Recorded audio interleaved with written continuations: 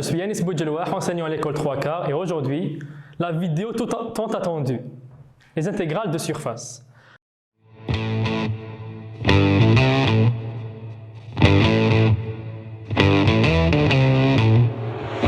Alors, commençons par le commencement. Qu'est-ce qu'une intégrale de surface? Comme pour les intégrales curvilignes, les intégrales de surface, pour les intégrales curvilignes, on voulait calculer une longueur. Et bien maintenant, tout simplement, c'est une surface. Mais vous allez me dire, on a l'habitude de le faire en intégrale double. Ça, on le faisait en intégrale double, mais sur le plan. Là, marana sur le plan. Comme tu remarques par exemple, pour être le cône, c'est penché. C'est comme si on prenait une feuille, نحكموا ورقة, نكوروها هكايا, ونحكموها. تقولشي كورني لا كريم, فارغ من الداخل, mais si نبلاطيوها, ça va être sur le plan. Donc, نتوما قادرين تقولوا لي واش حنديروا نحكموا هاد لا فورم, on la projette, نديروا لها اسقاط, ومن بعد نحسبوا ديك لا surface. Oui et non, parce que là, لو كان on projetait هاد le cône, par exemple, هاي نحكموا هكذا, tac tac tac tac tac tac tac tac tac tac, ونحسبوا هاد la surface. Ben, le problème, c'est que ça ne sera pas la même surface. Parce que le can, on projetait carrément le cône, هادية, هاد le point, يولي يجي لهنا. اسمها لهنا, هاي la véritable surface تاع le cône. Donc, comment on va faire pour résoudre le problème? On va commencer par des concepts basiques. Combien de types de surfaces il existe? À votre niveau, bon, il existe une infinité de surfaces, bien sûr. Il suffit juste de les paramétrer et c'est bon.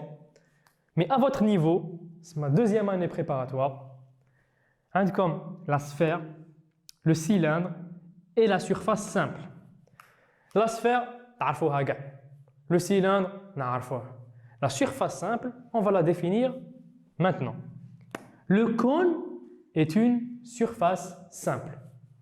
Voilà, c'est une surface simple parce qu'en fait, pour n'importe quel point x, y, le point x, x, y, nous avons un seul et unique point z. Comme tu le remarques, x, y fixé, z, c'est bon.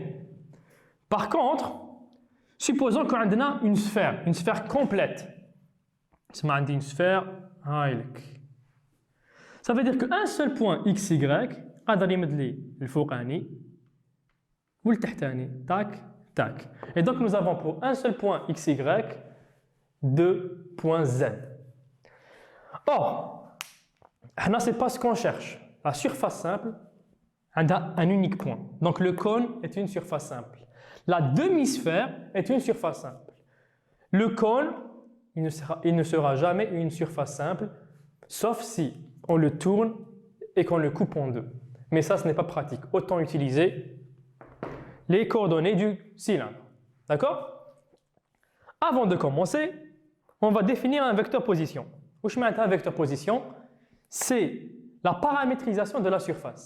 Par exemple, pour une sphère, le vecteur position, c'est un vecteur, les qadr, pour chaque point x, il suffit juste de remplacer un x et un y pour avoir un point de la sphère. Par exemple, le point, je peux l'avoir. Le point, je peux l'avoir. Le point, kif, qadr njibo, غير لو كان عندي x et y. D'accord? Maintenant, c'est des formes connues. Pour la sphère, تعرفوها, شفتوها déjà في les intégrales doubles, pour les intégrales triples. R cosinus θ sinus phi, R sinus θ sinus phi et R cosinus phi. Aussi vecteur pour les coordonnées sphériques. Or, les coordonnées sphériques, on a le R variable, le θ variable et le phi variable. Sauf que là, le R il est constant, mais le θ et le phi, ils sont variables. Voilà, parce que c'est une surface. La sphère, elle est creuse. Proche ballon, داخل مكان والو, ok? Et donc, le R, c'est seulement l'extrémité. C'est pour ça qu'on prend le grand R. Le grand R étant le rayon. Le petit R variable, c'est les points intermédiaires. Mais on a fait donc ça n'intéresse pas. Le cylindre, kif, coordonnées cylindriques. R cosinus θ, R sinus θ, Z. C'est la même chose. Voilà, voilà, voilà. Voilà, voilà, voilà. Avec le cylindre تاعنا. Le θ, il est variable parce que le cylindre راه يدور. Le Z, il est variable en longueur.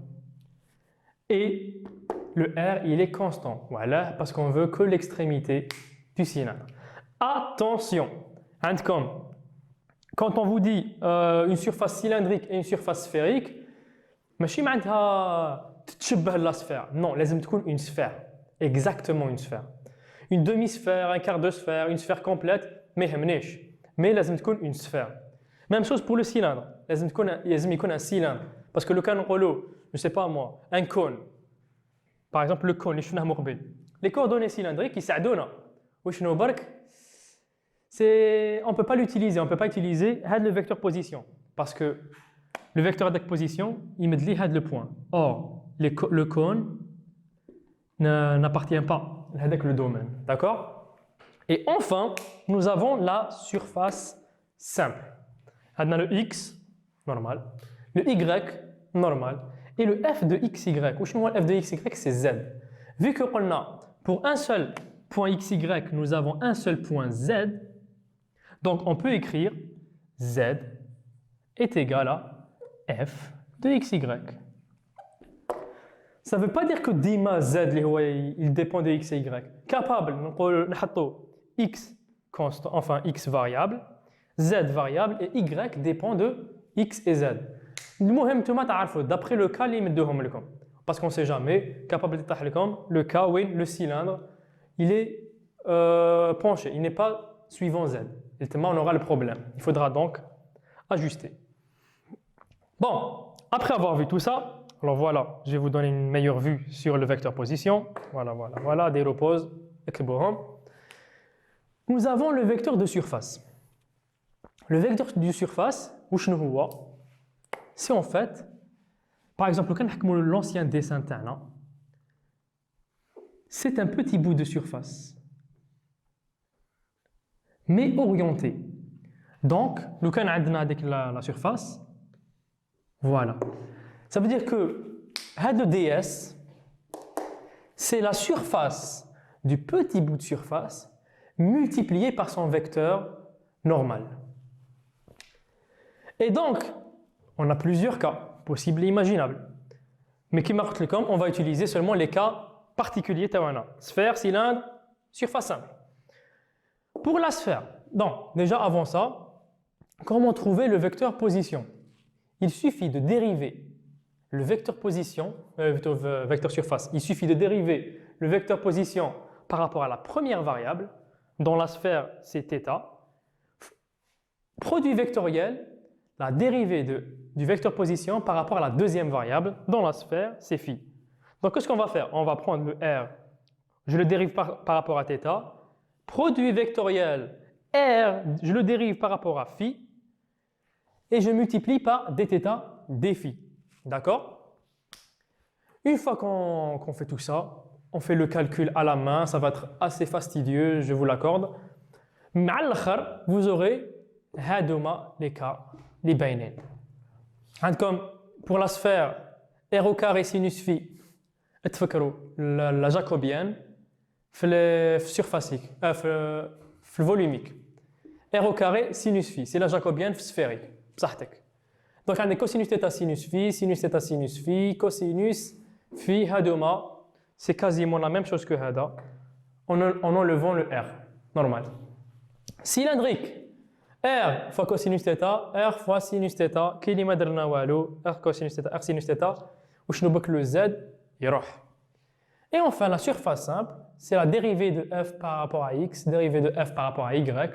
Alors la deuxième variable, si on a pris z, c'est lui qui variait. Et enfin, un 1. Or, le ds, c'est la variation du vecteur position par rapport à la première variable multipliée par la dérivée par rapport à la deuxième variable. Mais on aurait pu faire la deuxième variable multipliée par la première variable. Vu que c'est un produit vectoriel, il n'est pas commutatif. Donc on doit multiplier par un moins 1. Et c'est pour ça que vous allez remarquer qu'ici, j'ai mis un plus ou moins, plus ou moins, plus ou moins. Que veut dire le plus ou moins? Ça veut dire que le ds capable d'icône plus cosinus θ sinus phi, plus sinus θ sinus phi, plus cosinus phi, sinon on drop كلش moins 1. Donc moins, moins, moins. Même chose pour le cylindre. Soit on a des plus, plus 0, ou là moins, moins 0. Par contre, le troisième, la surface simple, soit on dit plus, plus, moins, ou là moins, moins, plus. Blam zité, hein. Donc on doit faire ça. Ok. Maintenant on passe à l'intégrale de surface de première espèce. Une fois qu'on a bien défini Hadoma, il ne nous manque plus que le vecteur normal, mais ça, en fait, c'est vraiment très simple, on va le voir plus tard. L'intégrale de surface de première espèce. C'est juste l'intégrale sur tout le domaine de quoi? Du ρ xy fois ds. C'est comme si on calculait, par exemple, la masse d'une surface. Le d, c'est la projection de la surface par rapport au plan. Par exemple, si on avait pris le cône, ce serait la projection hadik. Les cônes machine à la surface.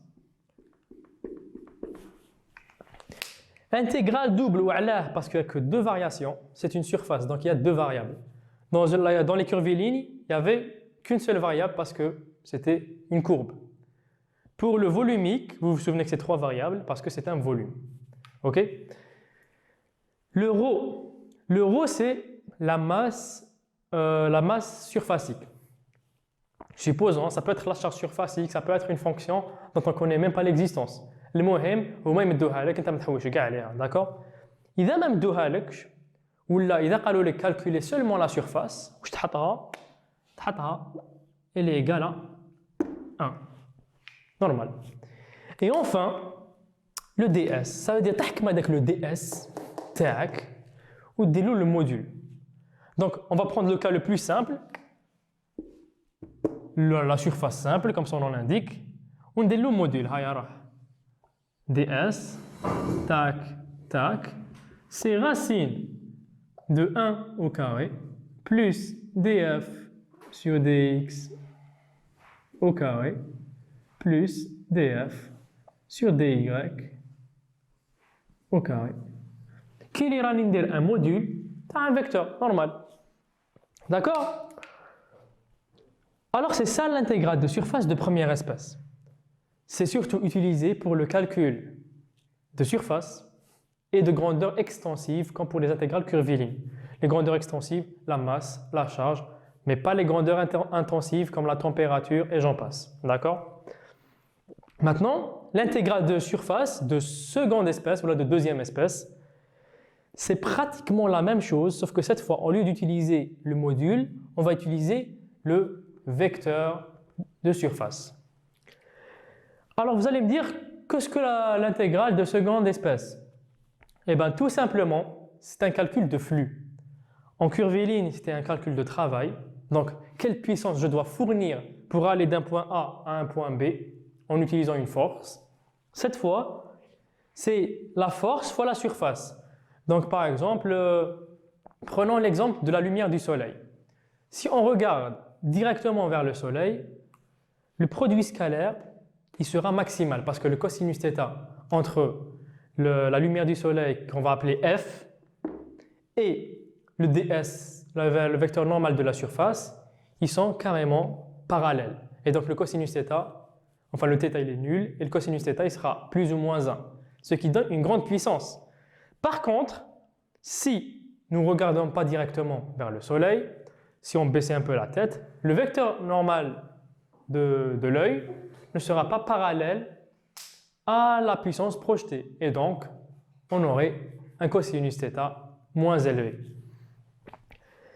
Alors, le D, c'est la même chose. C'est la projection. Le F, il est donné. Et donc, quand on voit un vecteur, on se dit directement que c'est une intégrale de surface de seconde espèce. Et enfin, le ds, on l'a déjà calculé, on sait comment le manipuler.